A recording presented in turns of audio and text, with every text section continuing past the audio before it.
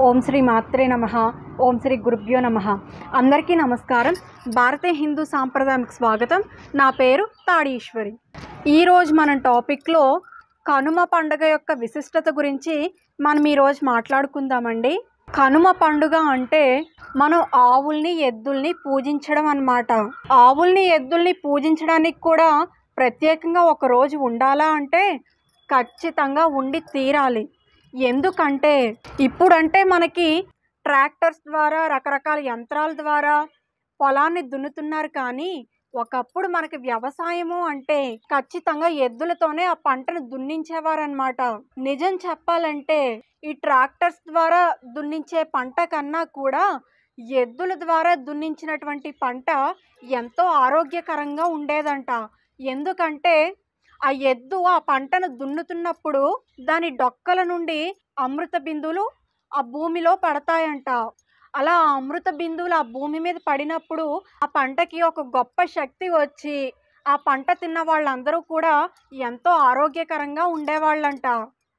కావాలంటే మీరు ఇప్పటి పంటలకి అప్పటి పంటలకి ఒకసారి మీరే తేడా చూసుకోండి. మీ తాత ముత్తాతలు ఎవరైనా ఉంటే వాళ్ళు కనుక పంటల్ని ఎద్దుల ద్వారా పండించినట్లయితే ఆ పంటలకి ఈ పంటలకి తేడాను మీరే గమనించి చూడండి. ఎందుకంటే సాక్షాత్తు ఆవు ఎద్దు కూడా మామూలు జంతువులతో అవి సమానం కాదండి. అవి యజ్ఞం నుండి వచ్చాయి కాబట్టి అవి మనకి దైవంతో సమానం. అందుకే కదా మనకి ఎక్కడైనా ఆవు కనిపించింది అంటే ఆవు తోకకి నమస్కారం చేసుకుంటాం, ఆవుకి పసుపు బొట్టు పెడతాం, కుంకుమ బొట్టు పెడతాం, ఆవుని పూజిస్తాం, ఆవుకి ఏదైనా ప్రసాదం పెడతాం.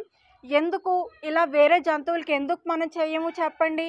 కాబట్టి ఆవు ఎద్దు సాక్షాత్తుగా దేవతలు కాబట్టి సాక్షాత్తు ఆ ఎద్దులు దున్నినటువంటి భూమికి అంత శక్తి వచ్చి పంట అంత ఆరోగ్యకరంగా ఉండేదన్నమాట.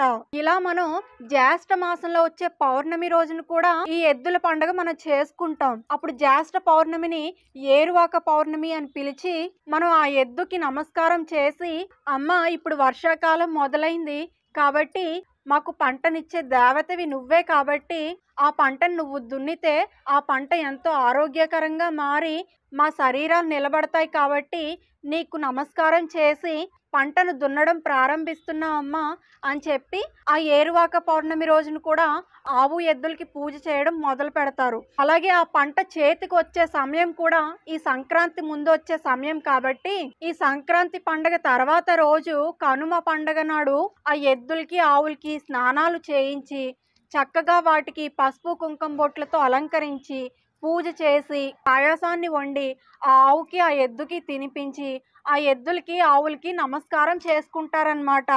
ఎందుకంటే ఆ పంట చేతికి వచ్చిందన్నటువంటి సంతోషంతో, అమ్మ నీ వల్లే ఈరోజు మేము గుప్పెడు మెతుకులు తింటున్నాం, మేము ఈరోజు శరీరాలతో నిలబడుతున్నాం అంటే దానికి కారణం నువ్వేనమ్మా. మా భూమిని దున్ని పంట చేతికి వచ్చేంత వరకు కూడా నాకు మీరు చాలా సాయం చేశారు కాబట్టి ఆ కృతజ్ఞతగా నేను మీకు ఈరోజు మీకు నేను పూజ చేసుకుంటున్నానమ్మా అని చెప్పి ఈ కనుమ పండగ రోజు ఆవుల్ని ఎద్దుల్ని పూజించడం ఒక సాంప్రదాయంగా వచ్చిందనమాట.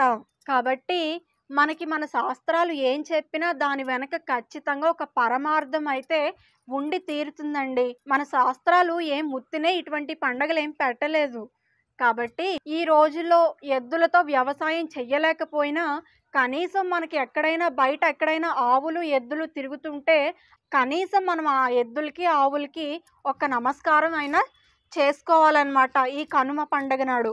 సరేనండి, ఈ వీడియోలో మనం కనుమ పండగ యొక్క విశిష్టత గురించి మనం ఈ వీడియోలో తెలుసుకున్నాం కదా. ఈ వీడియో కనుక మీకు నచ్చినట్లయితే తప్పకుండా లైక్ చేసి షేర్ చేసి సబ్స్క్రైబ్ చేసుకోండి. మరిన్ని ఇంట్రెస్టింగ్ వీడియోస్ కోసం మన ఛానల్ను సబ్స్క్రైబ్ చేయండి. మనం మరొక మంచి వీడియోతో కలుద్దామండి. అంతవరకు సెలవు. నమస్తే.